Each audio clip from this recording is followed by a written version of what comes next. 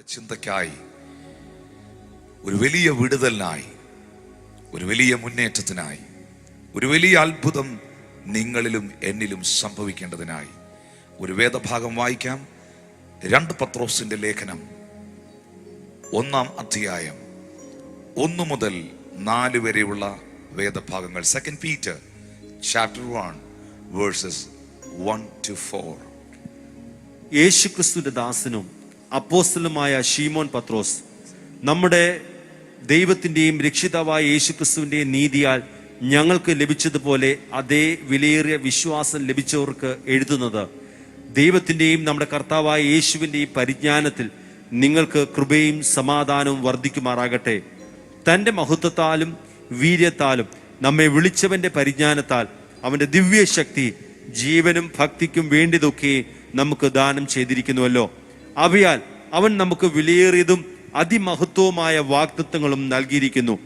ഇവയാൽ നിങ്ങൾ ലോകത്തിൽ മോഹത്താലുള്ള നാശം വിട്ടൊഴിഞ്ഞിട്ട് ദിവ്യ സ്വഭാവത്തിന് കൂട്ടാളികളായി തീരുവാൻ ഇടവരുന്നു. അപ്പോസ്തലനായ പത്രോസ് പരിശുദ്ധാത്മാവിനാൽ ദൈവസഭയ്ക്ക്, വിശുദ്ധന്മാർക്ക്, തന്റെ ദാസന്മാർക്ക്,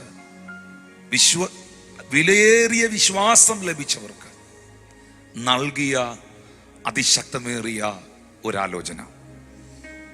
ഞാൻ വാസ്തവത്തിൽ എനിക്കിതിൻ്റെ 4-ാമത്തെ വാക്യം മാത്രം വായിച്ചാൽ മതിയായിരുന്നു. പക്ഷെ ഞാൻ ഇതിൻ്റെ 1 മുതൽ വായിപ്പിച്ചത് അത് അത്രയും വായിച്ചാൽ മാത്രമേ ഇതാരോടാ സംസാരിക്കുന്നതെന്ന് നമുക്ക് മനസ്സിലാക്കാൻ പറ്റത്തുള്ളൂ. കർത്താവിൻ്റെ ദാസനും യേശുക്രിസ്തുവിൻ്റെ ദാസനും അപ്പോസ്തലനുമായ ശീമോൻ പത്രോസ്, നമ്മുടെ ദൈവത്തിൻ്റെയും യേശുക്രിസ്തുവിൻ്റെയും നീതിയാൽ ഞങ്ങൾക്ക് ലഭിച്ചതുപോലെ അതേ വിലയേറിയ വിശ്വാസം ലഭിച്ചവർക്ക് എഴുതുന്നത്. ഇനി ഞാൻ പ്രസംഗിക്കാൻ പോകുന്നത് ആ വിലയേറിയ വിശ്വാസം ലഭിച്ചവരോടാണ്. ഈ പത്രോസിന്റെ ലേഖനത്തിലാണ് വാല്യൂ ഉള്ളതിന് വാല്യൂ കൊടുത്തുകൊണ്ട് പത്രോസ് പല കാര്യങ്ങളും പ്രസ്താവിക്കുന്നുണ്ട്. പൊന്ന് വെള്ളി അഴിഞ്ഞു പോകുന്ന വസ്തുക്കളെ കൊണ്ടല്ല, ക്രിസ്തു എന്ന നിഷ്കളങ്കവും നിർദോഷവുമായ കുഞ്ഞാടിന്റെ വിലയേറിയ രക്തത്താൽ അത്രേ നിങ്ങളെ വീണ്ടെടുത്തത് എന്ന് പറയുന്നത് പത്രോസാണ്. അതേ പത്രോസ് മറ്റൊരു വിലയേറിയ കാര്യം പറയുന്നു: നിങ്ങൾക്ക് ലഭിച്ച വിലയേറിയ വിശ്വാസം. ഹല്ലേലൂയ. ആ വിലയേറിയ വിശ്വാസത്തിൽ ജീവിക്കുന്നവരും ആ വിലയേറിയ വിശ്വാസം ലഭിച്ചവരും ദൈവത്തിനൊരു സ്തോത്രം ചെയ്തേ. അവരോടാണ് തുടർന്നുള്ള കാര്യങ്ങൾ പറയുന്നത്, എല്ലാവരോടുമല്ല. 2-ാമത്തെ വാക്യത്തിൽ പറയുന്നു, കൃപയും സമാധാനവും നിങ്ങളിൽ വർദ്ധിക്കുമാറാകട്ടെ. ദൈവത്തിന്റെ കൃപയും സമാധാനവും നിങ്ങളിൽ വർദ്ധിക്കുമാറാകട്ടെ. ഒരാമീൻ പറഞ്ഞേ. 3-ാമത്തെ വാക്യം, തന്റെ മഹത്വത്താലും വീര്യത്താലും നമ്മെ വിളിച്ചവന്റെ പരിജ്ഞാനത്താൽ അവന്റെ ദിവ്യശക്തി ജീവനും ഭക്തിക്കും വേണ്ടിയതൊക്കെയും നമുക്ക് ദാനം ചെയ്തിരിക്കുന്നല്ലോ. ഈ വാക്യം വളരെ ഗൗരവമായി ശ്രദ്ധിക്കണം. തന്റെ മഹത്വത്താലും വീര്യത്താലും നമ്മെ വിളിച്ചവന്റെ പരിജ്ഞാനത്താൽ അവന്റെ ദിവ്യശക്തി, ഹല്ലേലൂയ, ദിവ്യശക്തി ജീവനും ഭക്തിക്കും വേണ്ടിയതൊക്കെയും നമുക്ക് ദാനം ചെയ്തിരിക്കുന്നല്ലോ. അവയാൽ അവൻ നമുക്ക് വിലയേറിയതും അതിമഹത്വമായ വാഗ്ദത്തങ്ങളും നൽകിയിരിക്കുന്നു.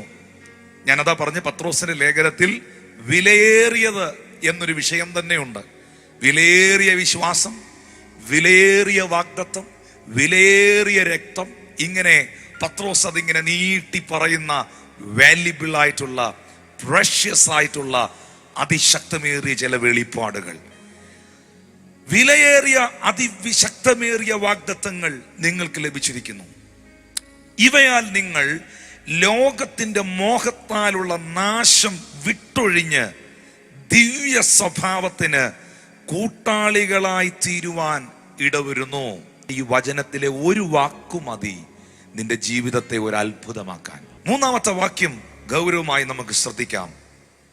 തന്റെ മഹത്വത്താലും വീര്യത്താലും നമ്മെ വിളിച്ചവന്റെ പരിജ്ഞാനത്താൽ അവന്റെ ദിവ്യ ശക്തി, നമ്മളെ വിളിച്ച കർത്താവ്, നമുക്ക് ആ വിലയേറിയ വിശ്വാസം തന്ന ദൈവം, നമുക്ക് ആ വിലയേറിയ വാഗ്ദത്തം തന്ന ദൈവം തന്റെ പരിജ്ഞാനത്താൽ തന്റെ ദിവ്യ ശക്തി ജീവനും ഭക്തിക്കും വേണ്ടിയതൊക്കെയും നമുക്ക് ദാനം ചെയ്തിരിക്കുന്നല്ലോ. വിശ്വാസ ജീവിതം നയിക്കുന്നവരോട്, വിലയേറിയ വിശ്വാസ ജീവിതം നയിക്കുന്നവരോട്, യേശു ക്രിസ്തുവിന്റെ വിലയേറിയ രക്തത്താൽ വീണ്ടെടുക്കപ്പെട്ടവരോട്, വിലയേറിയ വാഗ്ദത്തങ്ങൾ ലഭിച്ചവരോട് സർവശക്തനാകുന്ന ദൈവം പറയുന്നു, നിന്റെ ദൈവം, എൻ്റെ കർത്താവ്, നമ്മുടെ യേശു നമ്മുടെ ജീവനും നമ്മുടെ ഭക്തിക്കും വേണ്ടിയതൊക്കെയും നമുക്ക് ദാനം ചെയ്തിരിക്കുന്നു. അതിന് ഇംഗ്ലീഷ്, ആ സെന്റൻസ് ഇംഗ്ലീഷിൽ വായിക്കുമ്പോൾ, His divine power has granted to us everything. His divine power has given to us everything. NKJV translation പറയുന്നു, His divine power has given to us everything. അവന്റെ ആ ദിവ്യ ശക്തി, യേശുക്രിസ്തുവിന്റെ ആത്മാവിന്റെ ശക്തി നമ്മുടെ ജീവനും നമ്മുടെ ഭക്തിക്കും വേണ്ടിയതെല്ലാം, പറഞ്ഞാട്ടെ, എവ്രിതിങ്, എല്ലാം ദാനമായി തന്നിരിക്കുന്നു.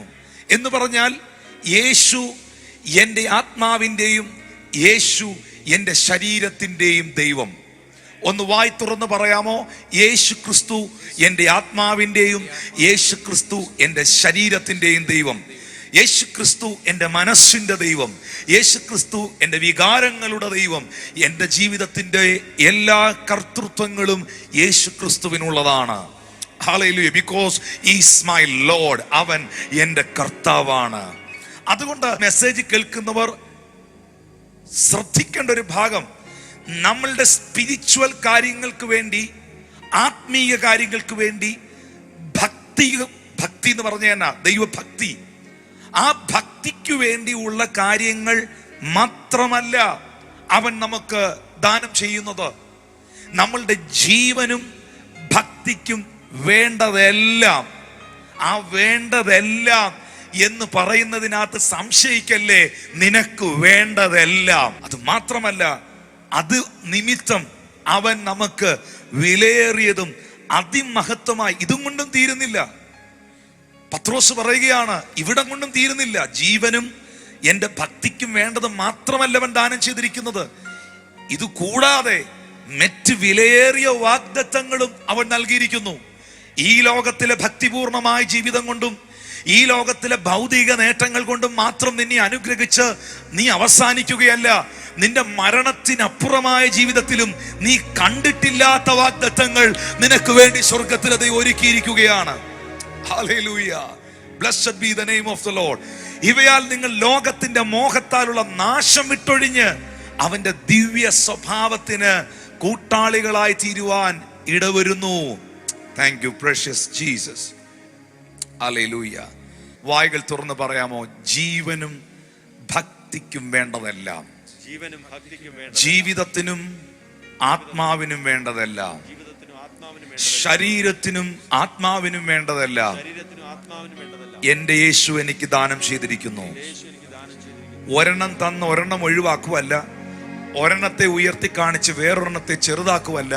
ഇത് രണ്ടും ഒരുപോലെ കർത്താവ് തന്നിരിക്കുക, ഒരുപോലെ കർത്താവ് തന്നിരിക്കുക.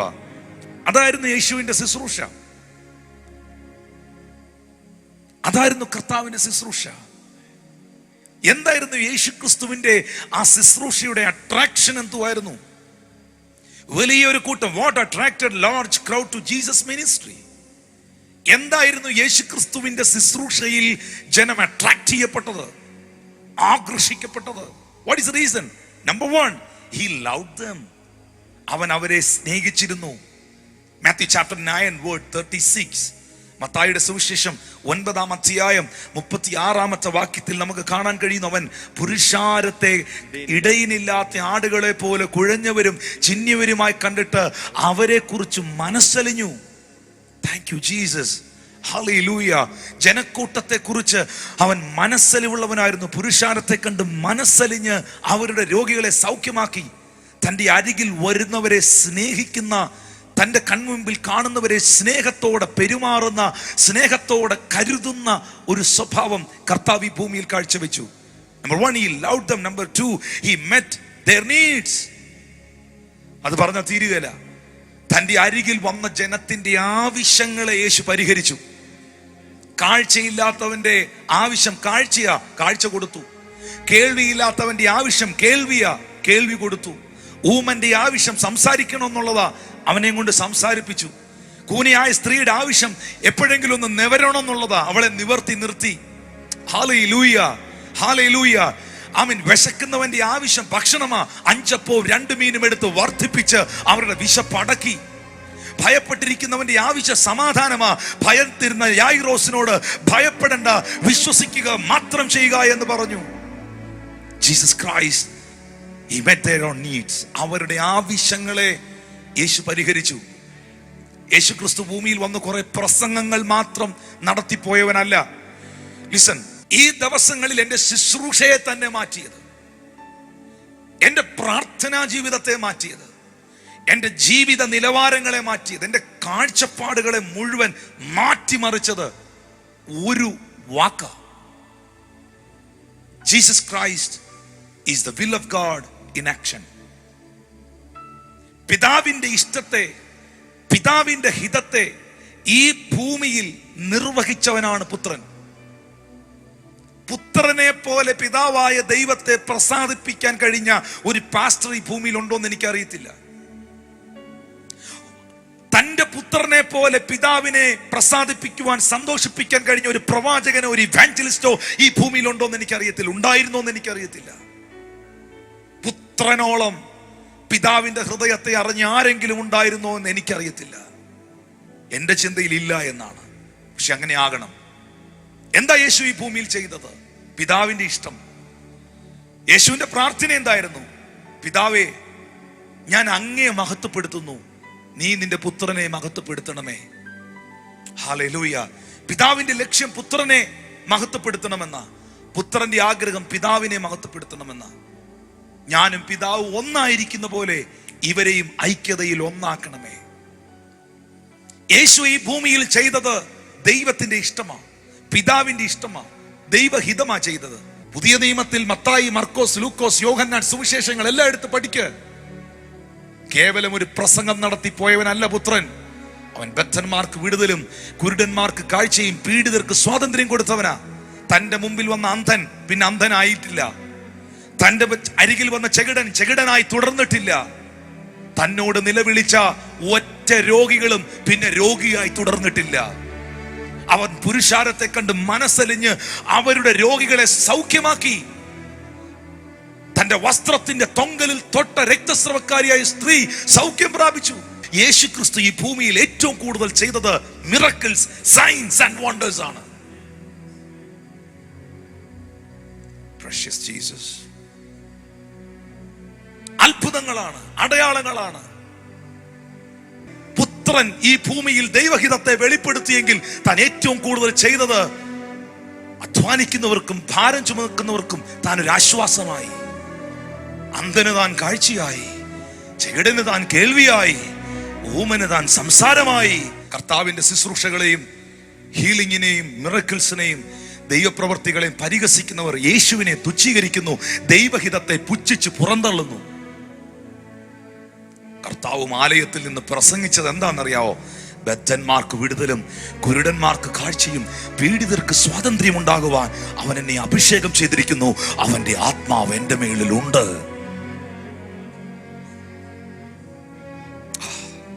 അങ്ങനെയാണെങ്കിൽ യേശു കർത്താവ് ജനത്തിന്റെ ആവശ്യങ്ങളെ മീറ്റ് ചെയ്തു. വചനം പ്രസംഗിച്ചു. 3 ദിവസം വചനം പ്രസംഗിച്ചു. 3-ാമത്തെ ദിവസം അപ്പം വർദ്ധിപ്പിച്ചു കൊടുത്തു. വചനം പ്രസംഗിച്ചു. ആ വചനത്തിലൂടെ ജനത്തിന് വിടുതലും കൊടുത്തു. 2 കാര്യങ്ങളും ബാലൻസ്ഡ് ആയിരുന്നു. ഒന്നുകിൽ അങ്ങേയറ്റം അല്ലെങ്കിൽ ഇങ്ങേയറ്റം അല്ല. 2ഉം കർത്താവ് ചെയ്തു. ഗിരിപ്രഭാഷണം കർത്താവ് നടത്തി. വായിച്ചു നോക്ക് പുസ്തകത്തിനകത്ത്. ഗിരിപ്രഭാഷണം കഴിഞ്ഞ് അടുത്ത അധ്യായങ്ങൾ എടുത്ത് വായിച്ചു നോക്ക്.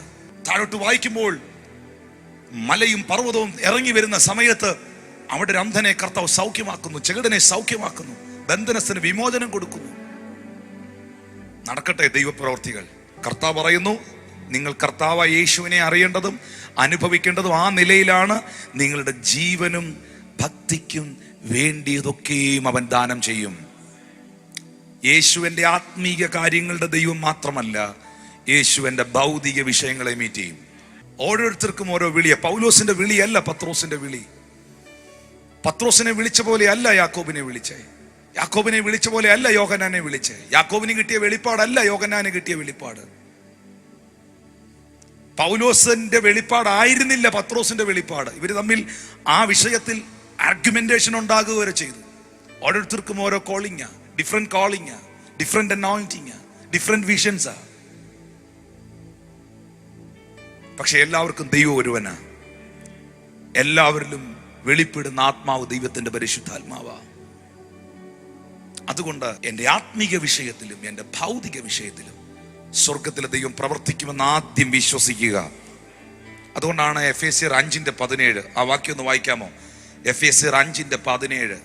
ആ എഫേസ്യർ 5:17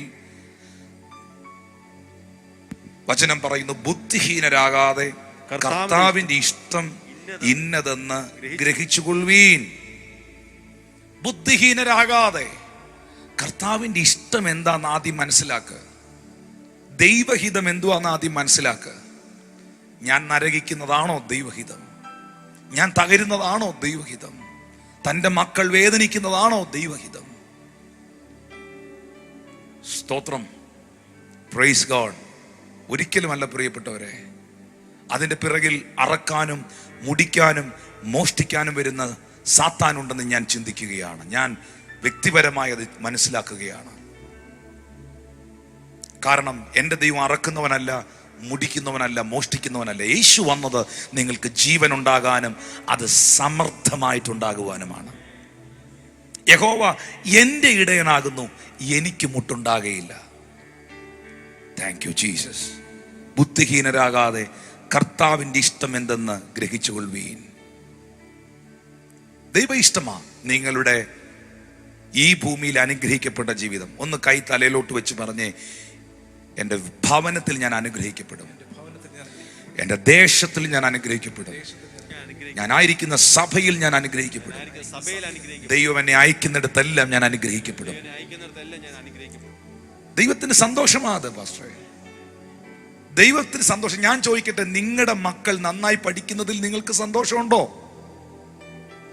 നിങ്ങളുടെ കുഞ്ഞുങ്ങൾ നല്ല മാർക്ക് വാങ്ങുന്നതിൽ നിങ്ങൾക്ക് സന്തോഷമുണ്ടോ? നിങ്ങളുടെ കുഞ്ഞുങ്ങൾ നല്ല ശമ്പളം വാങ്ങുന്നതിൽ നിങ്ങൾക്ക് സന്തോഷമുണ്ടോ?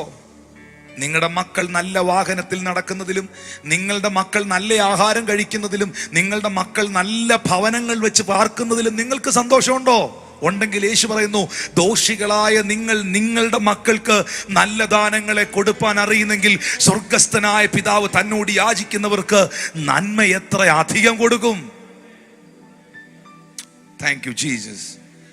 35-ാമത്തെ സങ്കീർത്തനം 27-ാമത്തെ വാക്യം, എൻ്റെ നീതിയിൽ പ്രസാദിക്കുന്നവർ ഘോഷിച്ചാനന്ദിക്കട്ടെ. തൻ്റെ ദാസന്റെ ശ്രേയസിൽ പ്രസാദിക്കുന്ന യഹോവ മഹത്വമുള്ളവൻ എന്നിങ്ങനെ അവരെപ്പോഴും പറയട്ടെ. Let them shout for joy and be glad that favor my righteous case. Yeah, let them say continually, let the Lord be magnified, which has pleasure in the prosperity of his servant.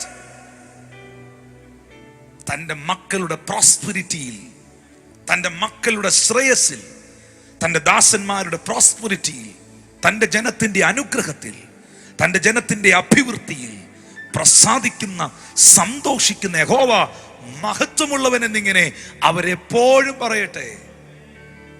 Thank you Lord Jesus.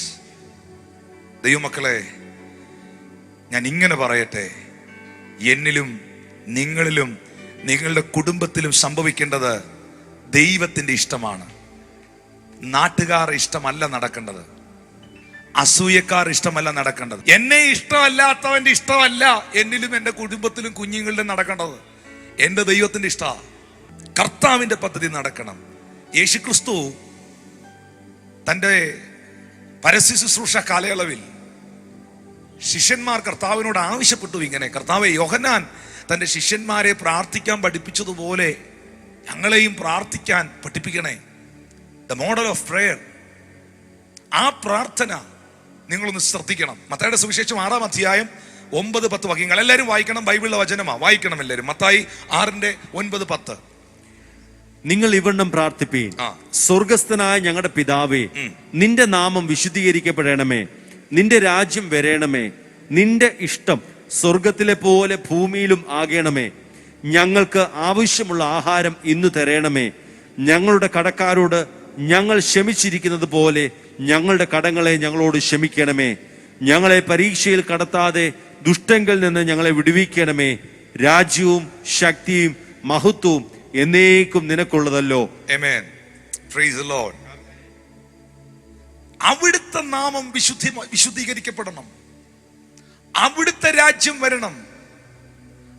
അവിടുത്തെ ഇഷ്ടം സ്വർഗത്തിലെ പോലെ ഭൂമിയിലും നടക്കണം. സ്വർഗത്തിലെ പോലെ ഭൂമിയിലും ആകണം. ഞാൻ പറയട്ടെ, ഈ വചനം ഞാൻ പറയുമ്പം പലപ്പോഴും പറയുന്നൊരു സ്റ്റേറ്റ്മെന്റ് ഉണ്ട്. യേശു ക്രിസ്തു ഈ ഭൂമി വന്നത് രണ്ട് കാര്യങ്ങൾക്ക് വേണ്ടിയാണ്. സുവിശേഷത്തെ മുഴുവൻ ഒന്നാക്കിക്കൊണ്ട് 2 പദമാക്കിക്കൊണ്ട് ഞാൻ പറയാം. യേശു ഈ ഭൂമിയിൽ വന്നതും യേശു ക്രിസ്തു നിങ്ങളിൽ വന്നതും 2 കാര്യത്തിന് വേണ്ടിയാണ്. ഒന്ന്, നിങ്ങളുടെ വീട്, ഇന്ന് നിങ്ങൾ പാർക്കുന്ന ഭവനം ഒരു സ്വർഗമാക്കാൻ. 2, സ്വർഗം നിങ്ങളുടെ ഭവനമാക്കാൻ. സ്വർഗം നിങ്ങളുടെ വീടാക്കാനും നിങ്ങളുടെ വീട് ഒരു സ്വർഗമാക്കാനുമാ യേശു ഈ ഭൂമിയിൽ വന്നതും നിങ്ങളിൽ വന്നതും. അതുകൊണ്ട് സ്വർഗത്തിലെ പോലെ ഭൂമിയിലുമാകണം. സ്വർഗീയമല്ലാത്തതൊന്നും ഈ ഭൂമിയിൽ എനിക്ക് വേണ്ട കർത്താവേ. സ്വർഗം ഒരുക്കിയതെല്ലാം എൻ്റെ വീട്ടിൽ വെളിപ്പെടണം. കാരണം ഞാൻ ഇന്നെടുത്ത വാക്യം വളരെ ശ്രദ്ധേയമായ ഒരു വചനമാ. അവൻ്റെ ദിവ്യ ശക്തി നമ്മുടെ ജീവനും ഭക്തിക്കും വേണ്ടതെല്ലാം ദാനമായി തരും. ജീവനും ഭക്തിക്കും വേണ്ടതെല്ലാം. യേശു എൻ്റെ ഭൗതിക വിഷയത്തിൻ്റെയും ദൈവമാ.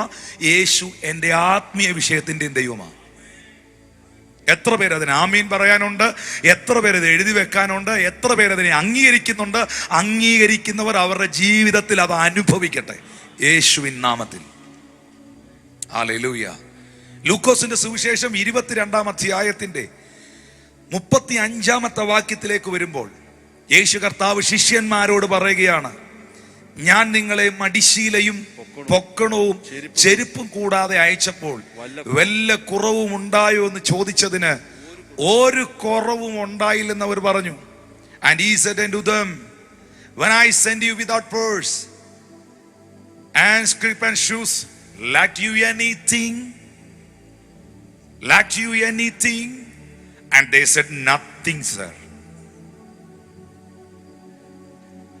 പേഴ്സ് ഇല്ലാതെ, ഇംഗ്ലീഷിൽ പേഴ്സ് എന്നാണ് എഴുതിയിരിക്കുന്നത്, മലയാളത്തിൽ മടിശീല എന്ന് പറയുമ്പോൾ, പേഴ്സ് ഇല്ലാതെ ചെരുപ്പില്ലാതെ ഞാൻ നിങ്ങളെ അയച്ചിട്ടും നിങ്ങൾ പോയെടുത്തോ ചെന്നെടുത്തോ നിന്നെടുത്തോ വല്ലോ എന്തെങ്കിലും കുറവ് നിങ്ങൾക്കുണ്ടായോ? ശിഷ്യന്മാരുടെ മറുപടി, നത്തിങ് ലോർഡ്, ഞങ്ങൾക്ക് ഒരു കുറവും ഒന്നിനും ഉണ്ടായില്ല. പേഴ്സ് ഇല്ലായിരുന്നു കയ്യിൽ, പൊക്കണമില്ലായിരുന്നു, ഇതൊന്നും ഇല്ലെങ്കിലും ഞങ്ങൾ എല്ലാ മേഖലകളിലും സമൃദ്ധിയായിരുന്നു, സന്തോഷമായിരുന്നു, ഒന്നിനും ഒരു കുറവും ഞങ്ങൾക്കുണ്ടായില്ല.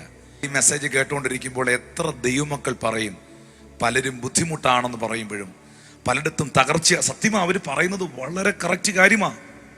അതറിയണമെങ്കിൽ സമൂഹത്തിലോട്ടൊന്ന് ഇറങ്ങണം. മനുഷ്യൻ അനുഭവിക്കുന്ന കഷ്ടതകൾ, മനുഷ്യൻ അനുഭവിക്കുന്ന ബുദ്ധിമുട്ടുകൾ, മനുഷ്യൻ അനുഭവിക്കുന്ന ദുരിതങ്ങൾ വേദനാജനകമാണ്. കണ്ടു നിൽക്കാൻ കഴിയാത്ത രീതിയിലുള്ള പ്രതിസന്ധിയിലൂടെ ലോകം പോവുകയാണ്. അവർക്കെല്ലാം വേണ്ടി ദൈവം പ്രവർത്തിക്കട്ടെ. പക്ഷെ അതിൻ്റെ നടുവിലും നിങ്ങളിൽ എത്ര പേർക്ക് പറയാൻ കഴിയും, പലരും ബുദ്ധിമുട്ടാ, തകർച്ചയാ, പട്ടിണിയാന്നൊക്കെ പറയുമ്പോഴും എൻ്റെ വീട്ടിലും എൻ്റെ കുടുംബത്തിലും ഒന്നിനും ഒരു കുറവും വരുത്താതെ ഈ നിമിഷം വരെ എന്നെ നടത്തിയ ഒരു കർത്താവ് ജീവിക്കുന്നെന്ന് എപ്പോഴും ഓർക്കണം ദൈവമക്കളെ.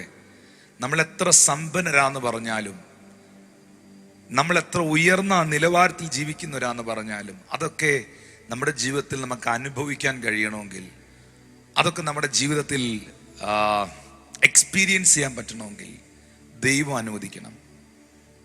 അനുഗ്രഹം എന്ന് പറയുന്നത് തന്നെ, ഓൾ ദ ബ്ലെസ്സിങ്സ്, അനുഗ്രഹം എന്ന് പറയുന്നത് തന്നെ അനുഭവിക്കാനുള്ളതാണ്. അതാ പത്രോസ് പറഞ്ഞത്, നിങ്ങൾ അനുഗ്രഹം അനുഭവിക്കേണ്ടവരാകയാൽ അനുഗ്രഹിക്കുന്നവരായിരിക്കും. ഒന്ന് പറഞ്ഞേ, അനുഗ്രഹം അനുഭവിക്കേണ്ടവരാകയാൽ അനുഗ്രഹിക്കുന്നവരായിരിക്കും. അപ്പം അനുഗ്രഹം എന്തിനുള്ളതാ? അനുഭവിക്കാനുള്ളതാ. 107-ാം സങ്കീർത്തനം 38-ാമത്തെ വാക്യം പറയുന്നു, അവൻ അനുഗ്രഹിച്ചിട്ട് അവർ അത്യന്തം പെരുകി, അവരുടെ കന്നുകാലികൾ കുറഞ്ഞു പോകാൻ അവൻ ഇടവരുത്തിയില്ല. Also he blesses them and they multiply greatly.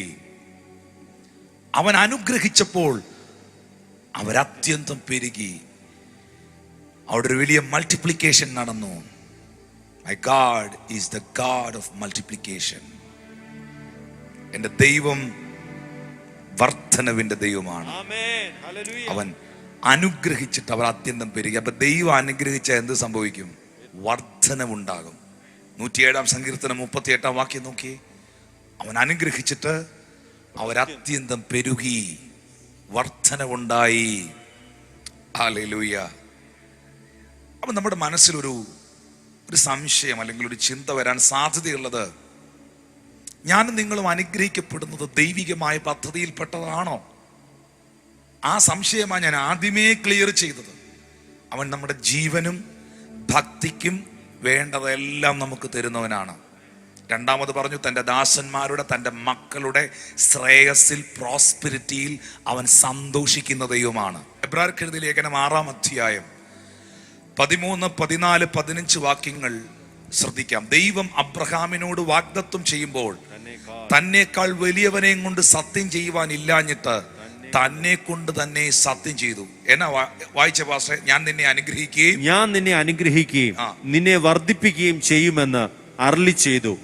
അങ്ങനെ അവൻ ദീർഘക്ഷമയോടിരുന്ന് വാഗ്ദത്ത വിഷയം പ്രാപിച്ചു. അബ്രഹാമിനോട് ദൈവം പറഞ്ഞു, ഞാൻ നിന്നെ അനുഗ്രഹിക്കുകയും ഞാൻ അനുഗ്രഹിച്ചാൽ നിനക്ക് വർദ്ധനവ്, നിന്റെ ജീവിതത്തിൽ വർദ്ധനവ് ഉണ്ടാകുകയും ചെയ്യുമെന്ന് പറഞ്ഞു. അത് സംഭവിച്ചായിരുന്നോ എന്നറിയണമെങ്കിൽ ഉൽപ്പത്തി പുസ്തകം 12-ാം അധ്യായം 1-ാമത്തെ വാക്യം ഒന്ന് വായിച്ചേ. യഹോവ അബ്രാഹാമിനോട് അരുളിച്ചത് എന്തെന്നാൽ, നീ നിന്റെ ദേശത്തെയും ചാർച്ചക്കാരെയും പിതൃഭവനത്തെയും വിട്ട് പുറപ്പെട്ട് ഞാൻ നിന്നെ കാണിപ്പാനിരിക്കുന്ന ദേശത്തേക്ക് പോക. ഞാൻ നിന്നെ വലിയൊരു ജാതിയാക്കും, നിന്നെ അനുഗ്രഹിച്ച് നിന്റെ പേര് വലുതാക്കും. നിന്നെ അനുഗ്രഹിച്ച് ഞാൻ നിന്റെ പേർ വലുതാക്കും. ദൈവം അനുഗ്രഹിച്ചാൽ വലുതാവും. ഹല്ലേലൂയ. ദൈവം അനുഗ്രഹിച്ചാൽ വർധന ഉണ്ടാകും. 5 അപ്പവും 2 മീനും അവൻ കയ്യിലെടുത്താൽ അത് 5 അപ്പവും 2 മീനുമായി തുടരത്തില്ല. അതിനകത്ത് മൾട്ടിപ്ലിക്കേഷൻ നടക്കും. ദൈവത്തിന്റെ കരം തൊട്ടാൽ അതിൽ വർധനവുണ്ടാകും, അതിൽ വ്യത്യാസം ഉണ്ടാകും. അബ്രഹാമിനെ ദൈവം അനുഗ്രഹിച്ചിട്ട് പറഞ്ഞു, ഞാൻ നിന്റെ പേർ വലുതാക്കും. ദൈവം തമ്പുരാൻ നമുക്ക് വെച്ചിരിക്കുന്ന നന്മകളെ നമ്മളുടെ ഈഗോ കൊണ്ടും പ്രൈഡ് കൊണ്ടും ആവശ്യമില്ലാത്ത ചില ചിന്തകൾ കൊണ്ടും വിശ്വാസ ശൈലികൾ കൊണ്ടും നഷ്ടപ്പെടുത്തരുത്. തൊഴുകയോടെ ഞാൻ പറയുകയാണ്, സ്നേഹത്തോടെ ഞാൻ ചിലരോട് പറയുകയാണ്, ഒരമ്മ നല്ല ഭക്ഷണം, നല്ല ഫുഡ് വീട്ടിൽ ഒരുക്കി, ആ ഭക്ഷണം നിനക്ക് വേണ്ടി ഒരുക്കി ഇങ്ങനെ കാത്തിരിക്കുമ്പം എനിക്ക് ഇവിടുന്ന് ഒന്നും വേണ്ട എന്നും പറഞ്ഞ് ഇറങ്ങിപ്പോയി നീ പട്ടിണി കിടന്ന് വഴിയിൽ പോയി പഴവും നാരങ്ങ വെള്ളം കഴിച്ച് കറങ്ങി നടക്കരുത്. എല്ലാം മനസ്സിലാവുന്നുണ്ടോ? ഞാനിതൊന്നും വിശ്വസിക്കരുതാ. ഇതാ പിശാചിന്റെ ആഗ്രഹം. നീ ഇത് വിശ്വസിക്കരുത്. നീ ഇത് വിശ്വസിക്കാതിരുന്നാൽ മാത്രമേ പിശാചിന്റെ ഐറ്റമായ തകർച്ചയും പരാജയവും ദാരിദ്ര്യവും കൊണ്ട് നിന്നെ തകർക്കാൻ പറ്റുള്ളൂ. നീ ഇതെപ്പോൾ വിശ്വസിക്കുന്നോ ആ നിമിഷം മുതൽ ഈ വചനം നിന്റേതായി മാറും. ഈ വാഗ്ദത്തത്തിൽ ജീവിക്കാൻ തുടങ്ങും. 12-ാം അധ്യായത്തിൽ അബ്രഹാമിനെ ദൈവം ബ്ലസ് ചെയ്തു. 13-ാം അധ്യായത്തിലേക്കൊന്ന് വന്നേ. ഉൽപ്പത്തി പുസ്തകം 13-ാം അധ്യായത്തിന്റെ 1-ാം വാക്യം എടുത്തേ, 1ഉം 2ഉം. ഇങ്ങനെ അബ്രാമും ഭാര്യയും അവനുള്ളതൊക്കെയും അവനോടുകൂടെ ലോത്തും മിസ്രൈമിൽ നിന്ന് പുറപ്പെട്ട് തെക്കേ ദേശത്ത് വന്നു. കന്നുകാലി, വെള്ളി, പൊന്ന് ഈ വകയിൽ അബ്രാം ബഹു സമ്പന്നനായിരുന്നു. കന്നുകാലി, വെള്ളി, പൊന്ന് ഈ വകയിൽ അബ്രഹാം ബഹുസമ്പന്നനായിരുന്നു. 12-ാം അധ്യായത്തിൽ സർവശക്തനാകുന്ന ദൈവം അബ്രഹാമിനെ അനുഗ്രഹിച്ചു. അബ്രഹാം ഒരു സാധാരണ മനുഷ്യനായിരുന്നു, ഒരു വഴിയോര കച്ചവടക്കാരനായിരുന്നു. പക്ഷേ അബ്രഹാമിന്റെ ജീവിതം ദൈവവുമായി വളരെ ആഴമായി കണക്റ്റഡ് ആയിരുന്നു. ദൈവത്താൽ വിളിക്കപ്പെട്ട, ദൈവത്താൽ സ്നേഹിക്കപ്പെട്ട, ദൈവത്താൽ തിരഞ്ഞെടുക്കപ്പെട്ട, ദൈവത്തിന്റെ ശബ്ദത്തിനായി ചുവടുകൾ വെച്ച മനുഷ്യനായിരുന്നു അബ്രഹാം. അബ്രഹാം ഒരിക്കലും പണത്തെ സ്നേഹിച്ചിരുന്നില്ല, ദൈവത്തെ ആയിരുന്നു സ്നേഹിച്ചത്. അബ്രഹാം ഒരിക്കലും ഭൗതിക വിഷയങ്ങളുടെ അഭിവൃദ്ധിക്ക് വേണ്ടി പ്രാർത്ഥിച്ചിരുന്നില്ല. അബ്രഹാം എപ്പോഴും എവിടെ അബ്രഹാം കൂടാരം അടിച്ചാലും ആ കൂടാരത്തോട് ചേർന്ന് ഒരു യാഗപീഠം പണിയുമായിരുന്നു. നമ്മുടെ ഭാഷയിൽ പറഞ്ഞാൽ അബ്രഹാമിന്റെ വീട്ടിൽ മുറികൾ ചെറുതാണെങ്കിലും തന്റെ യാഗപീഠം ദൈവത്തിന്റെ അളവിനൊത്തവണ്ണമായിരുന്നു. Praise God. ഈ സന്ദേശം നിങ്ങൾ കേട്ടോണ്ടിരിക്കുമ്പോൾ അബ്രഹാം പല വിഷയങ്ങളിലും പ്രതിസന്ധികൾ അനുഭവിച്ചിട്ടുണ്ടെങ്കിലും, പല പ്രതിസന്ധികളും തന്റെ മുമ്പിൽ വന്നിട്ടുണ്ടെങ്കിലും ഒരിക്കൽ പോലും ദൈവത്തെ സംശയിക്കുകയോ തള്ളിപ്പറയുകയോ ചെയ്തിട്ടില്ല. അബ്രഹാം ഒരിക്കലും തന്റെ ജീവിതത്തിൽ വെള്ളി ഉണ്ടാകട്ടെ, പൊന്നുണ്ടാകട്ടെ, ഞാൻ സമ്പന്നനാകട്ടെ എന്നൊന്നും പ്രാർത്ഥിച്ചിട്ടില്ല. അബ്രഹാമിന് ദൈവത്തോടുള്ള സ്നേഹം, ദൈവത്തോട് അബ്രഹാം ചെയ്ത ഉടമ്പടി, ആ ഉടമ്പടിയിൽ നിന്ന മനുഷ്യനാണ് അനുഗ്രഹിക്കപ്പെട്ടത്. അങ്ങനെയാണെങ്കിൽ എനിക്ക് പറയാൻ കഴിയും, ദൈവത്തോട് ഉടമ്പടി ചെയ്ത് നിൽക്കുന്നവൻ, ദൈവവചനപ്രകാരം ജീവിക്കുന്നവൻ, ദൈവമുഖം അന്വേഷിക്കുന്നവൻ ദൈവത്താൽ അനുഗ്രഹിക്കപ്പെടും. യഹോവ എന്റെ ഇടയനാകുന്നെങ്കിൽ എനിക്ക് മുട്ടുണ്ടാകത്തില്ല. പച്ചയായ പുൽപ്പുറം വെളിപ്പെടും, സ്വസ്ഥതയുള്ള വെള്ളം വെളിപ്പെടും, പ്രാണന് തണുപ്പുണ്ടാകും, നന്മയും കരുണയും നിന്റെ ആയുഷ്കാലമൊക്കെ നിന്നെ പിന്തുടരും. നിന്റെ തലയെ അവൻ അഭിഷേകം കൊണ്ട് നിറയ്ക്കും, ദീർഘായുസോടെ അവന്റെ ആലയത്തിൽ നീ വസിക്കും. ചേർന്നൊരു ആമീൻ പറഞ്ഞേ. ഹല്ലേലൂയ. അബ്രഹാമിനെ സ്വർഗത്തിൽ ദൈവം അനുഗ്രഹിച്ചു, ദൈവം അവനെ വർദ്ധിപ്പിച്ചു. അങ്ങനെ അവൻ ദീർഘക്ഷമയോടിരുന്ന് ആ വാഗ്ദത്തങ്ങളെ പ്രാപിച്ചു. ഇനി നിങ്ങളൊരു സത്യം മനസ്സിലാക്കണം, ഞാനും നിങ്ങളും ആത്മികമായും ഭൗതികമായും അനുഗ്രഹിക്കപ്പെടുവാൻ ദൈവം ആഗ്രഹിക്കുന്നത് കൊണ്ട് നമ്മെ എല്ലാവരെയും അബ്രഹാമി അനുഗ്രഹത്തിനകത്താണ് ദൈവം കൊണ്ടുവന്നിരിക്കുന്നത്. ഒന്നുകൂടെ ഞാൻ പറയാം, എന്തിനു വേണ്ടിയാണ് യേശു ക്രിസ്തുവിൽ വിശ്വസിച്ച ഒരു ദൈവ പൈതലിനെ അബ്രഹാമിയ അനുഗ്രഹവുമായി ഉടമ്പടിയുമായി ദൈവം കണക്ട് ചെയ്തത്? എന്തായിരുന്നു അതിന്റെ റീസൺ? ഗലാത്യർ 3 നമ്മൾ വായിക്കുന്നുണ്ടല്ലോ, 3-ാം അധ്യായത്തിന്റെ 6, 7, 8, 9 വാക്യങ്ങളിൽ അബ്രഹാം ദൈവത്തിൽ വിശ്വസിച്ചു, അതവനെ നീതിയായി കണക്കിട്ടു എന്നുണ്ടല്ലോ. അതുകൊണ്ട് വിശ്വാസികൾ അത്രയും അബ്രഹാമിന്റെ മക്കൾ എന്ന അറിവീൻ. ഗലാത്യർ 3:7 പറയുന്നു, അതുകൊണ്ട് വിശ്വാസികൾ അത്രയും അബ്രഹാമിന്റെ മക്കൾ എന്ന അറിവീൻ. വിശ്വാസികളെല്ലാം കൂടെ ഒരു ആമീൻ പറഞ്ഞേ. ഗലാത്യർ 3:7 പറയുന്നു, വിശ്വാസികൾ അത്രയും അബ്രഹാമിന്റെ മക്കൾ എന്ന അറിവീൻ.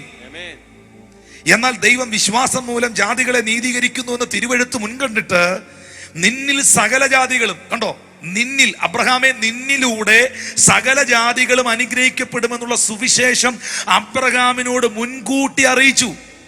അങ്ങനെ വിശ്വാസികൾ വിശ്വാസിയായ അബ്രഹാമിനോട് കൂടെ അനുഗ്രഹിക്കപ്പെടുന്നു. 9-ാമത്തെ വാക്യം നിങ്ങൾ ശ്രദ്ധിച്ചോ? അങ്ങനെ വിശ്വാസികൾ വിശ്വാസിയായ അബ്രഹാമിനോട് കൂടെ അനുഗ്രഹിക്കപ്പെടുന്നു. ഇപ്പൊ എന്തിനാണ് യേശു ക്രിസ്തുവിൽ വിശ്വസിച്ച എന്നെയും നിങ്ങളെയും ഈ അബ്രഹാമിയ ഉടമ്പടിയിൽ, അബ്രഹാമിയ അനുഗ്രഹത്തിലേക്ക് ദൈവം കണക്ട് ചെയ്തത്? കാരണം എന്താണെന്നറിയാമോ? 2 കാര്യങ്ങളാണ് ഞാൻ പറഞ്ഞല്ലോ.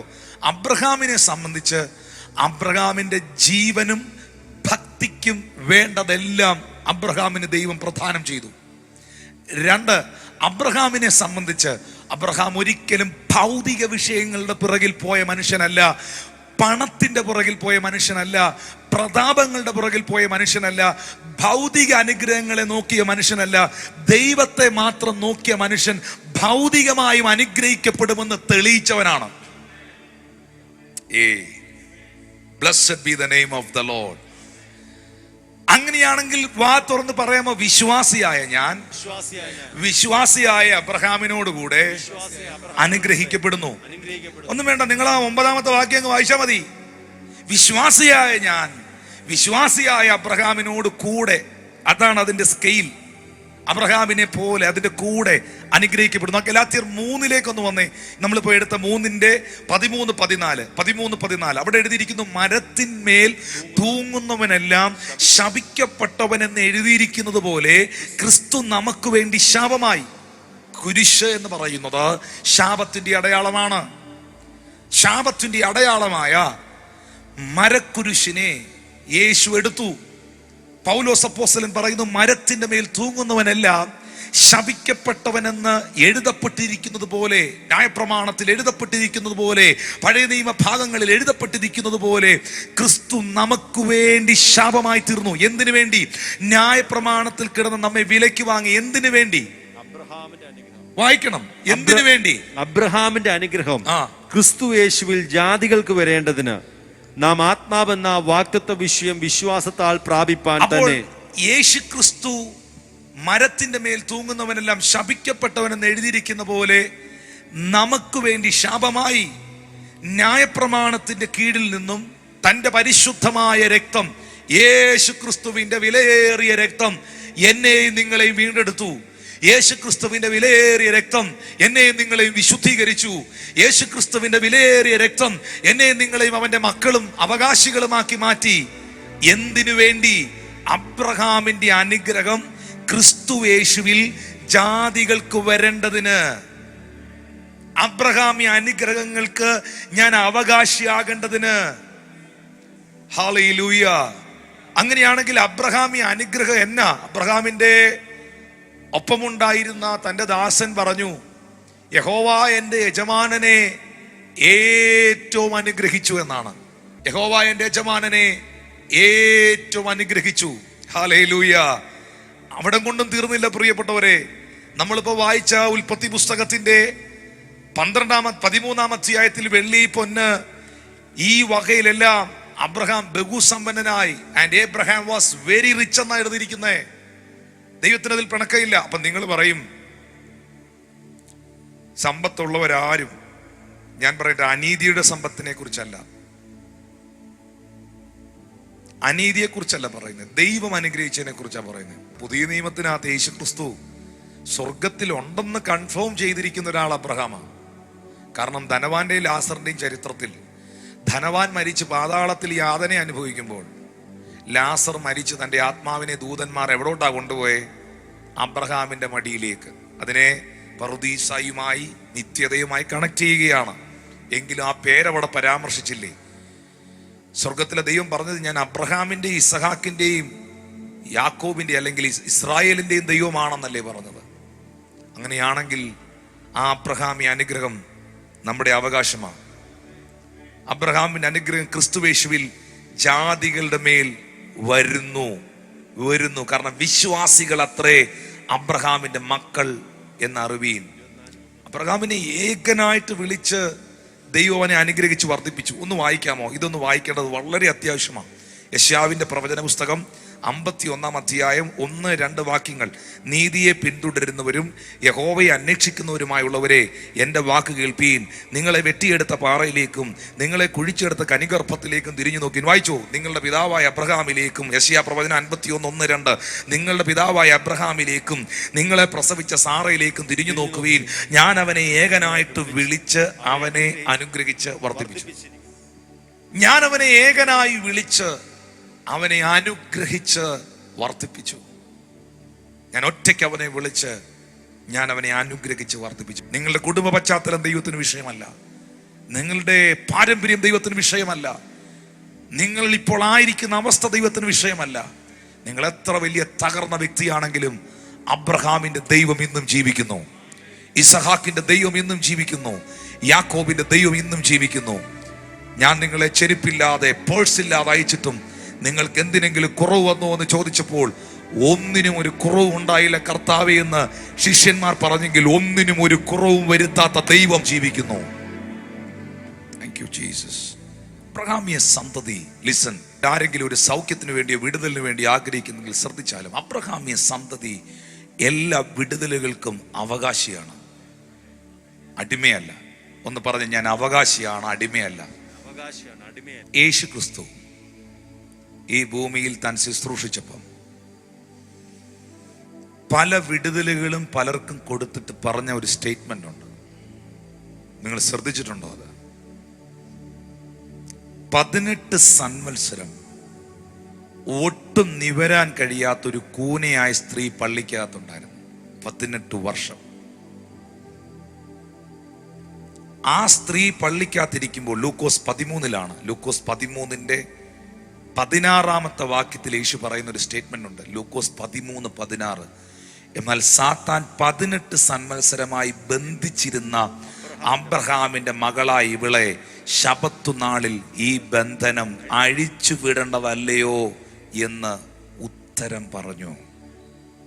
അന്ന് ശബത്ത് ദിവസമായിരുന്നു, നിബന്ധനയുണ്ടായിരുന്നു രോഗികളെ സൗഖ്യമാക്കിക്കൂടെന്ന്. നിബന്ധനയുണ്ടായിരുന്നു ഒരു പ്രവൃത്തിയും ചെയ്തുകൂടെന്ന്. നിബന്ധനകളെ തകർത്ത് അവളുടെ ബന്ധനത്തെ യേശു അഴിച്ചു. പള്ളിക്കാരെല്ലാം കൂടെ ഇളകി ബഹളം ഉണ്ടാക്കി. നീ എന്ത് കാര്യം ഇവിടെ ചെയ്തേ? ഇന്ന് ശബത്ത് ദിവസം നീ എന്തിനിവളെ സൗഖ്യമാക്കിയെന്ന് ചോദിച്ചപ്പം 1000 ഉത്തരയില്ലായിരുന്നു. ഒറ്റ ഉത്തരമേ യേശു കൊടുത്തോളൂ, ഇവളും അബ്രഹാമിന്റെ മകളാകയാൽ. ഇവളും അബ്രഹാമിന്റെ മകളാകയാൽ ശബത്ത് നാളിൽ ഈ ബന്ധനം അഴിച്ചുവിടേണ്ടതല്ലയോ? എന്താ അതിന്റെ അർത്ഥം? അബ്രഹാമിന്റെ സന്തതി ബന്ധനത്തിൽ കിടക്കാനുള്ളതല്ല. അബ്രഹാമിന്റെ സന്തതി അടിമയല്ല, അവൻ സകല നന്മയ്ക്ക് ഉടമയാണ്. അങ്ങനെങ്കിൽ യേശു ക്രിസ്തുവിലുള്ള വിശ്വാസത്താൽ നമ്മൾ ആരായിരിക്കുന്നു? അബ്രഹാമിയ സന്തതികൾ, വിശ്വാസികൾ അത്രേ. വിശ്വാസിയായ അബ്രഹാമിനോട് കൂടെ അനുഗ്രഹിക്കപ്പെടുന്നത്. ആരാ അബ്രഹാമിയ സന്തതി?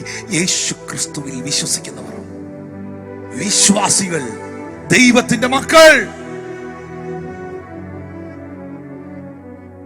Hallelujah, hallelujah. Thank you Jesus, thank you Jesus. കാരണം ഈ ലൂക്കോസിന്റെ സുവിശേഷത്തില് 19 അധ്യായത്തിലെ സക്കായിയുടെ കാര്യം കിടക്കുന്നത്. അതിന്റെ 8 വാക്യത്തിൽ സക്കായി പറയുന്ന ഒരു സ്റ്റേറ്റ്മെന്റ് ഉണ്ട് യേശുവിനോട്. കർത്താവേ, വസ്തുവകയിൽ ഞാൻ പാതി ദരിദ്രർക്ക് കൊടുക്കുന്നുണ്ട്. ശ്രദ്ധിച്ചോണേ പദം, കൊടുക്കുന്നുണ്ട്. വല്ലതും ചതിവായി വാങ്ങിയിട്ടുണ്ടെങ്കിൽ ഞാൻ 4 മടങ്ങ് കൊടുക്കാം. അപ്പൊ ഈ കൊടുക്കാന്ന് പറഞ്ഞപ്പോഴേ കർത്താവിന് മനസ്സിലായി ഇവൻ അബ്രഹാമിയ സന്തതിയാണ്. അബ്രഹാമിയ സന്തതിയുടെ ഏറ്റവും വലിയ ഒരു പ്ലസ് പോയിന്റ് ആണ് ഗിവിങ്. അബ്രഹാമിന്റെ അനുഗ്രഹം എന്ന് പറയുന്നത് അതാ. അബ്രഹാമിന്റെ വീട്ടിൽ ദൂതന്മാർ വന്നാൽ, തന്റെ ദാസന്മാർ വന്നാലൊക്കെ അവരെ വീണ് നമസ്കരിക്കുമായിരുന്നു, അവരെ ഓണർ ചെയ്യുമായിരുന്നു. 2 വ്യക്തിത്വങ്ങൾ, ദൂതന്മാർ അബ്രഹാമിന്റെ വീട്ടിൽ വന്നപ്പോൾ ഒരു വലിയ കാളയെ അറുത്ത് പാചകം ചെയ്ത് അവരെ പോഷിപ്പിച്ചു, കൊടുക്കുമായിരുന്നു, ഭക്ഷണം കൊടുക്കുമായിരുന്നു, സ്നേഹം കൊടുക്കുമായിരുന്നു. ലോത്തെന്ന് പറയുന്ന തന്റെ സഹോദരി പുത്രൻ നല്ല നീരോട്ടമുള്ള സ്ഥലവും വസ്തുക്കളും എല്ലാം എഴുതിയെടുത്ത് മാറ്റുമ്പോൾ, അബ്രഹാമിന് അത് അവകാശപ്പെട്ടത് കൊടുക്കാതിരിക്കുമ്പോൾ അബ്രഹാം അവിടെയും പറഞ്ഞു, എനിക്ക് നിന്റെ ഒരു ചരട് പോലും വേണ്ട എന്ന്, എനിക്ക് നിന്റെ ഒന്നും വേണ്ട എന്ന്. ലോത്ത് അബ്രഹാമിനെ വിട്ടു പിരിയുമ്പോൾ യഹോവ അബ്രഹാമിന് പ്രത്യക്ഷമായിട്ട് പറഞ്ഞു, അബ്രഹാമേ, നീ എഴുന്നേറ്റ് തലപൊക്കി നോക്കുക, നീ കാണുന്ന സകല ഭൂമിയും നിനക്കും നിന്റെ സന്തതിക്കും നിന്റെ സന്തതിയുടെ സന്തതിക്കും ഞാൻ ശാശ്വതമായി കൊടുക്കൂ എന്ന് പറഞ്ഞു. Thank you Jesus. Hallelujah. Giving എന്ന് പറയുന്നത് കൊടുക്കുക, മനുഷ്യരെ സ്നേഹിക്കുക, ദൈവത്തോട് വ്യക്തിപരമായ ബന്ധം പുലർത്തുക, ദൈവത്തെക്കാൾ വലുതായിട്ടൊന്നും കാണാതിരിക്കുക. ഇതെല്ലാം അബ്രഹാമിയ സന്തതികളുടെ പ്രത്യേകതയാണ്. അങ്ങനെ ആരെങ്കിലും ഉണ്ടെങ്കിൽ ഒരു ഹല്ലേലൂയ പറഞ്ഞേ. വിശ്വാസികൾ അത്രേ അബ്രഹാമിന്റെ മക്കളെന്ന് അറിവീനെന്ന് ബൈബിളിൽ വാക്യം ഉണ്ടായതുകൊണ്ട് അബ്രഹാമിന്റെ സന്തതി ആകുന്നില്ല. കൊടുക്കുക, ദൈവത്തെ മനുഷ്യരെ സ്നേഹിക്കുക, ദൈവത്തോട് വ്യക്തിപരമായി ബന്ധം പുലർത്തുക, ദൈവത്തെ ആരാധിക്കുക, ദൈവത്തെ പൂർണ്ണ ഹൃദയത്തോടെ സ്നേഹിക്കുക. താൻ സ്നേഹിക്കുന്ന തൻ്റെ മകനെ യാഗം കഴിക്കാൻ ചോദിക്കുമ്പോഴും താൻ ഏറ്റവും പ്രിയപ്പെടുന്നതിനെ പോലും ദൈവം ചോദിച്ചാൽ കൊടുക്കാൻ മനസ്സ് കാണിക്കുക. അവനാണ് അബ്രഹാമിയ സന്തതി, അവനാണ് അബ്രഹാം എന്ന് പറയുന്നത്. ഉൽപ്പത്തി പുസ്തകം 13-ാം അധ്യായം എടുത്തേ. ഇങ്ങനെ അബ്രഹാമും ഭാര്യയും അവനുള്ളതൊക്കെയും അവനോടുകൂടെ ലോത്തും മിസ്രൈമിൽ നിന്ന് പുറപ്പെട്ട് തെക്കേ ദേശത്തേക്ക് വന്നു. കന്നുകാലി, വെള്ളി, പൊന്ന് ഈ വകയിൽ അബ്രഹാം ബഹുസമ്പന്നനായിരുന്നു. 3-ാം വാക്യം വായിക്കാവോ? അവൻ തന്റെ യാത്രയിൽ തെക്ക് നിന്ന് ബേഥേൽ വരെയും ബേഥേലിനും ഹായിക്കും മധ്യേ തനിക്ക് ആദിയിൽ കൂടാരം ഉണ്ടായിരുന്നതും താൻ ആദിയിൽ ഉണ്ടാക്കിയ യാഗപീഠം ഇരുന്നതുമായ സ്ഥലം വരെയും ചെന്നു. അവിടെ അബ്രഹാം യഹോവയുടെ നാമത്തിൽ ആരാധിച്ചു. വെള്ളി, പൊന്ന് ഈ വകയിലെല്ലാം പുള്ളി ഭയങ്കര റിച്ച് ആയപ്പോഴും, ഭയങ്കര അനുഗ്രഹിക്കപ്പെട്ടപ്പോഴും പുള്ളി എന്തു മുടക്കിയില്ല? ആരാധന മുടക്കിയില്ല. പുള്ളി ഇതിനെയൊന്നും അല്ല ശ്രദ്ധിച്ചത്, അതെല്ലാം പുള്ളിയുടെ പുറകെ വന്നുകൊണ്ടേയിരുന്നു. സഹോദരങ്ങളെ, സമ്പത്തല്ല പ്രശ്നം, ആ സമ്പത്ത് ലഭിച്ചവന്റെ മനോഭാവമാണ് പ്രശ്നം. മറന്നു പോകരുത്, അവൻ താഴ്മയുള്ളവർക്ക് കൃപ നൽകുന്ന ദൈവമാണ്. ദൈവം നമ്മളെ എത്ര ഉയർത്തിയാലും, സാമ്പത്തികമായി ഉയർത്തിയാലും, ആത്മീകമായി ഉയർത്തിയാലും, ശുശ്രൂഷയിൽ ഉയർത്തിയാലും, എന്തെല്ലാം അനുഗ്രഹങ്ങൾ കർത്താവ് നമുക്ക് തന്നാലും ഒരിക്കലും നമ്മുടെ താഴ്ചയിൽ നമ്മെ ഓർത്തവനെ നമ്മുടെ ഉയർച്ചയിൽ മറക്കരുത്. നമ്മുടെ താഴ്ചയിൽ നമ്മെ ഓർത്തവനെ നമ്മുടെ ഉയർച്ചകളിൽ നാം ഒരിക്കലും മറന്നു പോകരുത്. ആ യാത്രയിലും അബ്രഹാം ദൈവത്തിന്, യഹോവയ്ക്ക് അവന്റെ നാമത്തിൽ അവൻ ആരാധന കഴിച്ചു. സ്തോത്രം. ആരാധന കഴിക്കുന്ന മാത്രമാണ്. അബ്രഹാമിയ സന്തതികളെല്ലാം ശ്രദ്ധിച്ചോണം, അനുഗ്രഹിക്കപ്പെടാനുള്ളവരെല്ലാം ശ്രദ്ധിച്ചോണം. അബ്രഹാമിയ സന്തതിയുടെ ഏറ്റവും വലിയ പ്രത്യേകതയാണ് ദൈവത്തെയും മനുഷ്യനെയും സ്നേഹിക്കുന്നതും കൊടുക്കുന്നതും ദൈവത്തോട് വ്യക്തിപരമായി ബന്ധം പുലർത്തുന്നതുമൊക്കെ. ജിജിപ്പാസ്റ്റേ, നമ്മളിപ്പോ വായിച്ചത് ഉൽപ്പത്തി 12 ദൈവം അബ്രഹാമിനോട് വാഗ്ദത്തം ചെയ്യുന്നതല്ലേ? നിങ്ങൾ നോട്ട് ചെയ്തോണം ഈ പോയിന്റ്. ഉൽപ്പത്തി 12 ഞാൻ നിന്നെ അനുഗ്രഹിക്കുമെന്നുള്ള വാഗ്ദത്തം അബ്രഹാം കേൾക്കുന്നത്. ഉൽപ്പത്തി 13 ആ അനുഗ്രഹം നിവർത്തിക്കപ്പെട്ടത് നമ്മൾ കാണുന്നത്. ഇനി ഉൽപ്പത്തി 14 എടുത്തേ. ലഭ്യമായ അനുഗ്രഹങ്ങൾ, ലഭിച്ച നന്മകൾ നിലനിൽക്കുവാൻ ദൈവം തന്നെ അനുഗ്രഹിച്ചപ്പോൾ ആ നന്മകൾ നിലനിൽക്കാനും അതിലൊരു നിലവാരമുണ്ടാകാനും അബ്രഹാം എന്താ ചെയ്തേ? 14-ന്റെ 18, 19, 20 വാക്യങ്ങൾ വായിച്ചേ. ശാലേം രാജാവായ മൽക്കീസേദെക്ക് അപ്പവും വീഞ്ഞും കൊണ്ടുവന്നു. അവൻ അത്യുന്നതനായ ദൈവത്തിന്റെ പുരോഹിതനായിരുന്നു. അവൻ അവനെ അനുഗ്രഹിച്ചു. സ്വർഗത്തിനും ഭൂമിക്കും നാഥനായി അത്യുന്നതനായ ദൈവത്താൽ അബ്രഹാം അനുഗ്രഹിക്കപ്പെടുമാറാകട്ടെ. നിന്റെ ശത്രുക്കളെ നിന്റെ കയ്യിൽ ഏൽപ്പിച്ച അത്യുന്നതനായ ദൈവം സ്തുതിക്കപ്പെടുമാറാകട്ടെ എന്ന് പറഞ്ഞു. അവന് അബ്രഹാം സകലത്തിലും ദശാംശം കൊടുത്തു. ഒന്നുമില്ലായ്മയിൽ നിന്ന് 12-ാം അധ്യായത്തിൽ നിൽക്കുമ്പോൾ അബ്രഹാമിനെ ദൈവം അനുഗ്രഹിക്കുന്ന വാഗ്ദത്തങ്ങൾ അവന് കൈമാറി.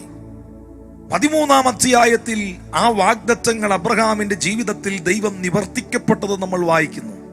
14-ാം അധ്യായത്തിന്റെ 18 മുതലുള്ള വാക്യങ്ങൾ വായിക്കുമ്പോൾ തനിക്ക് ലഭിച്ച ആ അനുഗ്രഹങ്ങൾ, ഭൗതിക നന്മകൾ നിലനിൽക്കുവാനും ആ ഭൗതിക നന്മയോടുള്ള ബന്ധത്തിൽ അതും ദൈവത്തിന്റെ മുമ്പിൽ ഒരു ഉടമ്പടിയാക്കി മാറ്റുവാനും ഒരു യാഗമാക്കി തീർക്കുവാനും അബ്രഹാം എന്താ ചെയ്തത്? തന്റെ പുരോഹിതനായ ശാലേം രാജാവായ മൽക്കീസേദെക്കിന് അബ്രഹാം എന്തു കൊടുത്തു?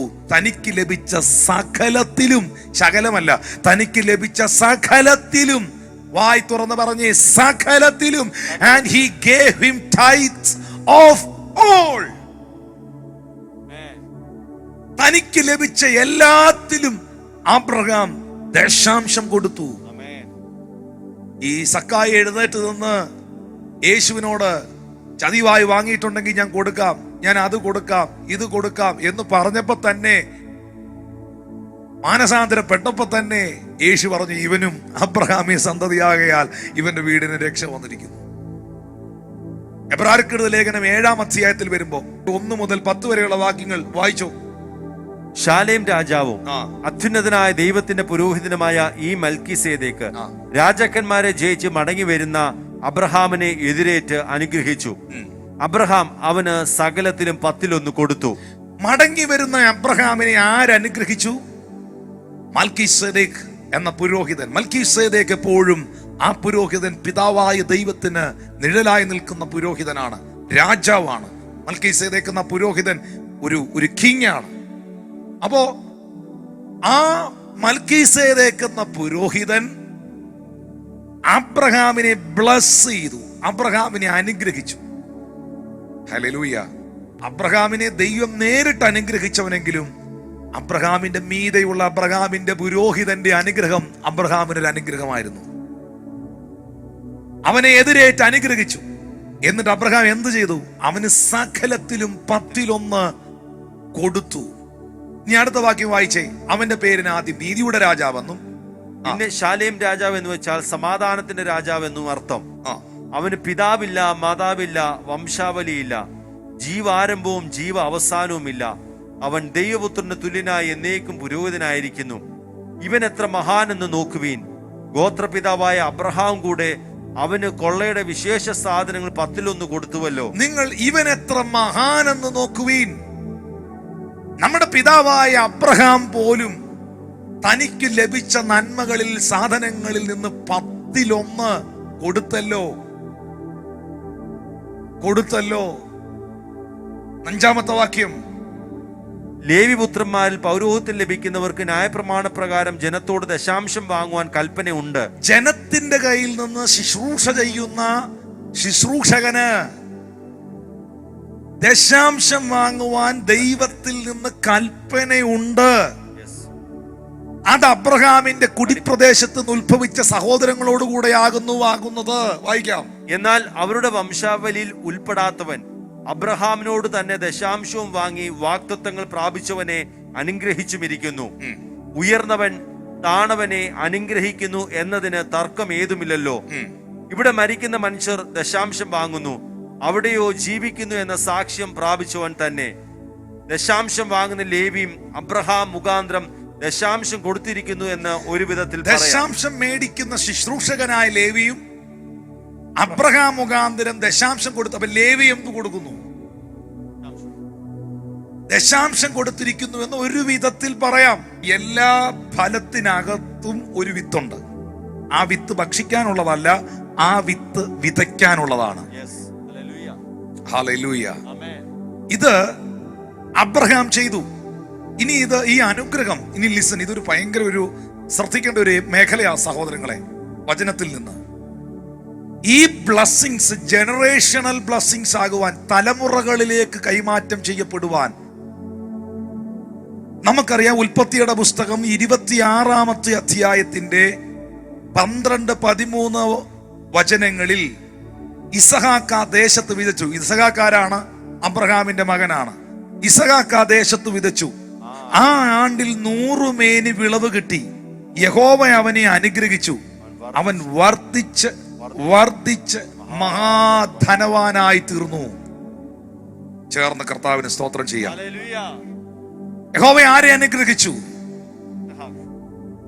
അബ്രഹാമിന്റെ സന്തതിയായ, തനിക്ക് ലഭിച്ചതിൽ നിന്ന് കൊടുക്കുവാൻ മനസ്സ് കാണിച്ച തന്റെ തലമുറയായ ഇസഹാക്കിനെ അനുഗ്രഹിച്ചു. ഇസഹാക്കും കൊടുത്തു. ഞാൻ ഇവിടേക്ക് വരുന്നുണ്ട്.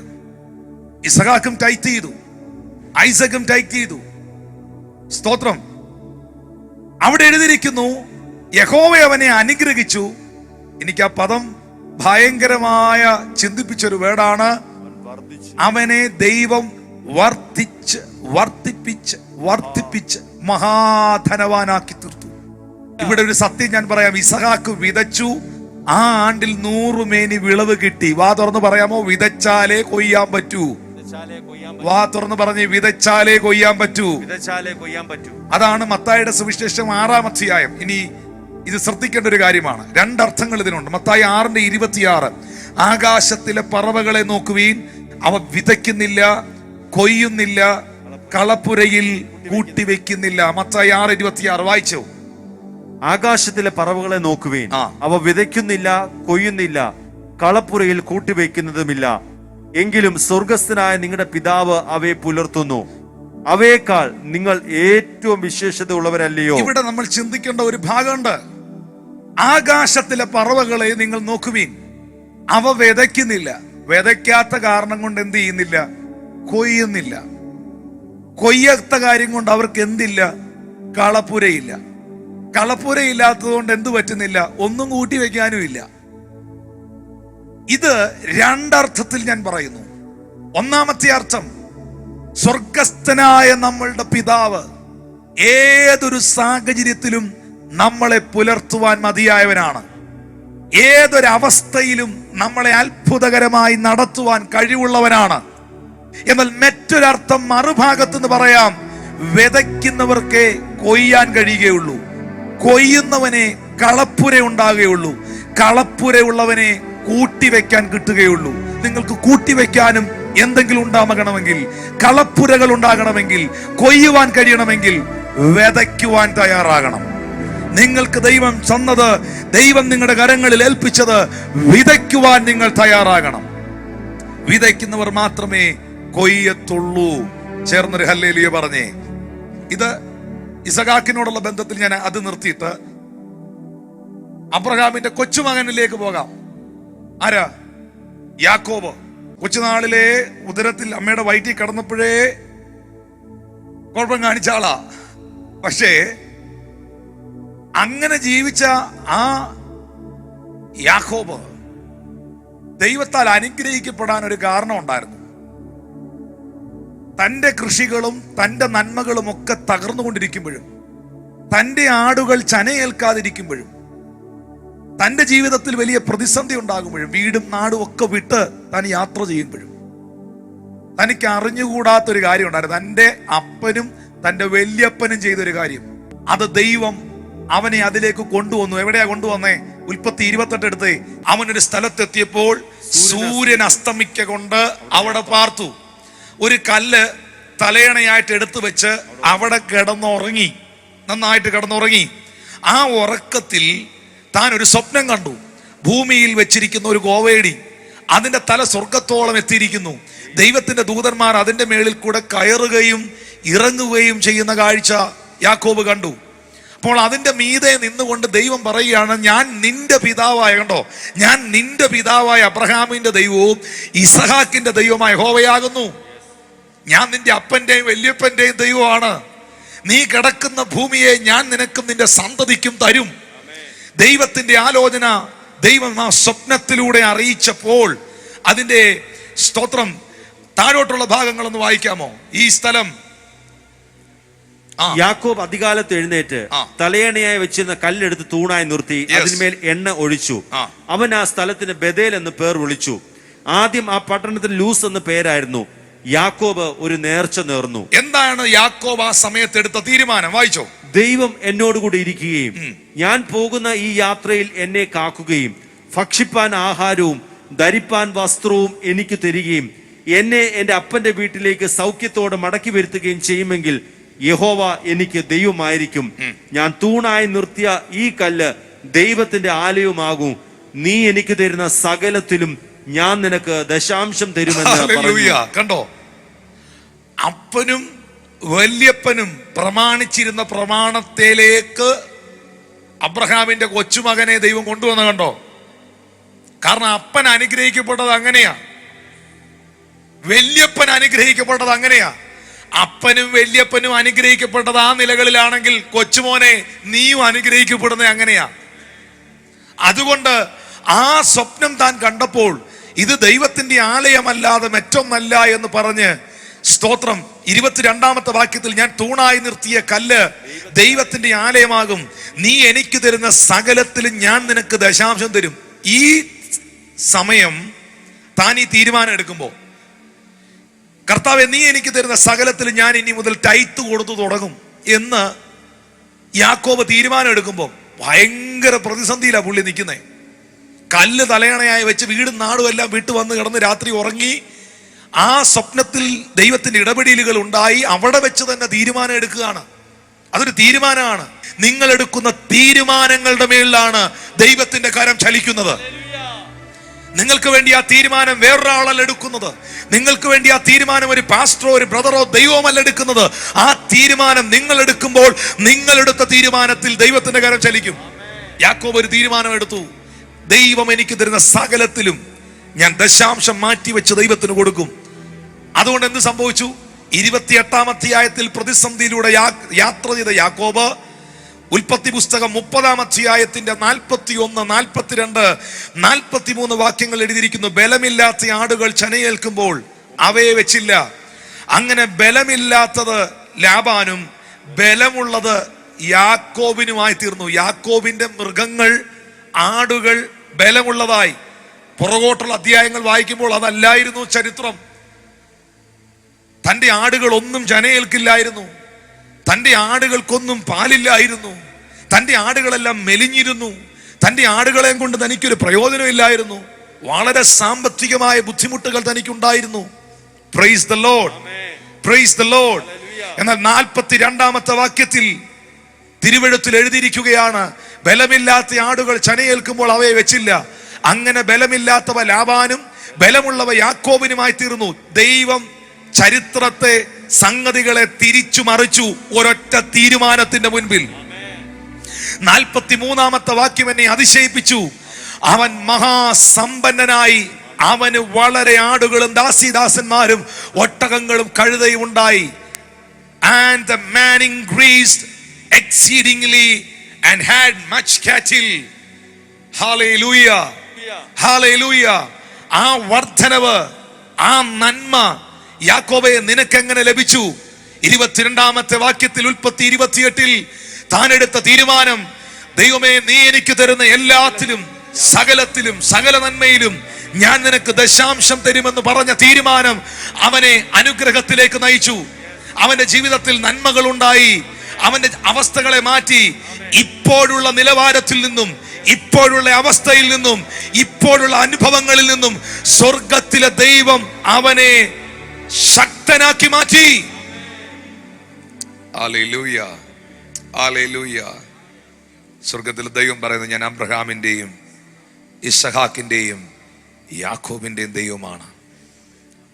എനിക്ക് ഇത് പറയുമ്പോൾ ദൈവത്തിന്റെ ആത്മാവ് വളരെ ആഴമായ ഏതൊക്കെയോ ഉള്ളങ്ങളോട് സംസാരിക്കുന്നു. നിങ്ങളുടെ വീട്ടിലെ എല്ലാ ദാരിദ്ര്യങ്ങളും, ശാപകാരണങ്ങളായി നിൽക്കുന്നതെല്ലാം, ദശാംശം എന്ന് പറയുന്നത് ദൈവത്തിൻ്റെതാണ്.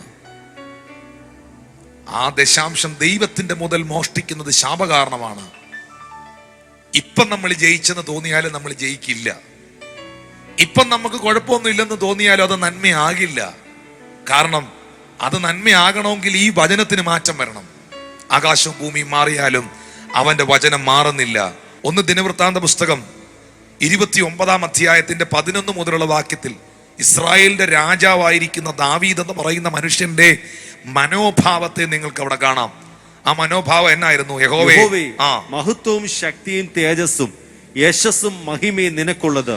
ദാവീദ് പറയുകയാണ്, ശക്തി അങ്ങയ്ക്കുള്ളത്, മഹത്വം അങ്ങയ്ക്കുള്ളത്, മഹിമ അങ്ങയ്ക്കുള്ളത്, സ്വർഗത്തിലും ഭൂമിയിലുള്ളതൊക്കെയും അങ്ങയ്ക്കുള്ളത്. 12-ാമത്തെ വാക്യത്തിൽ പറയുന്നു, ധനവും ബഹുമാനവും നിങ്കൽ നിന്ന് വരുന്നു. Hallelujah. Both riches and honor come of thee, Lord. ധനവും ബഹുമാനവും ദൈവത്തിൽ നിന്ന് വരുന്നു. പറയാമോ? ദൈവത്തിൽ നിന്നാ വരുന്നേ. സ്തോത്രം, സ്തോത്രം. നീ സർവവും ഭരിക്കുന്നു. ശക്തിയും ബലവും നിന്റെ കയ്യിൽ ഇരിക്കുന്നു. സകലത്തെയും വലുതാക്കുന്നതും ശക്തീകരിക്കുന്നതും നിന്റെ പ്രവൃത്തിയാകുന്നു. ഇത് ദാവീദിന്റെ അനുഭവം കേട്ടോ ഈ പറഞ്ഞത്. സകലത്തെയും വലുതാക്കുന്നതും ശക്തീകരിക്കുന്നതും നീയാ ദൈവമേ. കാരണം എൻ്റെ അനുഭവ. ദാവീദ് പറയുക, ഞാനൊരു ആട്ടിടയനായിരുന്നു. അപ്പനായ ഇശ്ശായിക്ക് പോലും എന്നെ താല്പര്യമില്ലായിരുന്നു. ഞാൻ എൻ്റെ വീട്ടിൽ എഴുതി തള്ളപ്പെട്ട ഒരു കേസ് കെട്ടായിരുന്നു. പക്ഷെ എൻ്റെ സ്വർഗത്തിലെ ദൈവം എന്നെ അഭിഷേകം ചെയ്ത് എന്നെ ഉയർത്തി ഇസ്രായേലിന്റെ രാജാവാക്കി മാറ്റി എന്നെ മാനിച്ചു. എന്റെ ദൈവം എന്നെ അനുഗ്രഹിച്ചു. അതുകൊണ്ട് ദാവീദ് പറയുന്നു, ശക്തിയും ബലവും നിന്റെ കയ്യിലായിരിക്കുന്നേ, ധനവും മാനവും നിന്റെ പക്കൽ നിന്നാ വരുന്നേ. ഒരുത്തനെ വലുതാക്കുന്നതും ശക്തീകരിക്കുന്നതും നിന്റെ പ്രവൃത്തിയാണ്. അതുകൊണ്ട് ഞാൻ നിന്നെ മഹത്വപ്പെടുത്തുകയാണെന്നാ 13-ാമത്തെ വാക്യത്തിൽ എഴുതിയിരിക്കുന്നേ. ഞാൻ നിന്നെ മഹത്വപ്പെടുത്തുക കർത്താവേ. അതുകൊണ്ട് ഞാൻ നിനക്ക് സ്തോത്രം ചെയ്യുക കർത്താവേ. 14-ാമത്തെ വാക്യത്തിൽ നിറകണ്ണുകളോടെ എന്നാൽ ഞങ്ങൾ ഇങ്ങനെ ഇത്ര മനഃപൂർവ്വമായി ദാനം ചെയ്യേണ്ടതിന്, ഇങ്ങനെ മനഃപൂർവ്വമായി ദൈവത്തിന് വേണ്ടി കൊടുക്കുവാൻ തക്കവണ്ണം പ്രാപ്തരാകുവാൻ ഞാൻ ആരാണ്? എന്റെ ജനവും എന്തുള്ളൂ? അതെ, സകലവും നിങ്കിൽ നിന്നല്ലോ വരുന്നത്. ദൈവമേ, സകലവും നിന്നിൽ നിന്നല്ലോ വരുന്നത്. നിന്റെ കയ്യിൽ നിന്ന് വാങ്ങി, നിന്റെ കയ്യിൽ നിന്ന് വാങ്ങിച്ചിട്ട് ഞങ്ങൾ നിനക്ക് തന്നതേ ഉള്ളൂ, ഞങ്ങൾ നിനക്ക് തരുന്നതേ ഉള്ളൂ. ദൈവമേ, എത്ര പേർക്ക് ഈ ഒരു ബോധമുണ്ട്?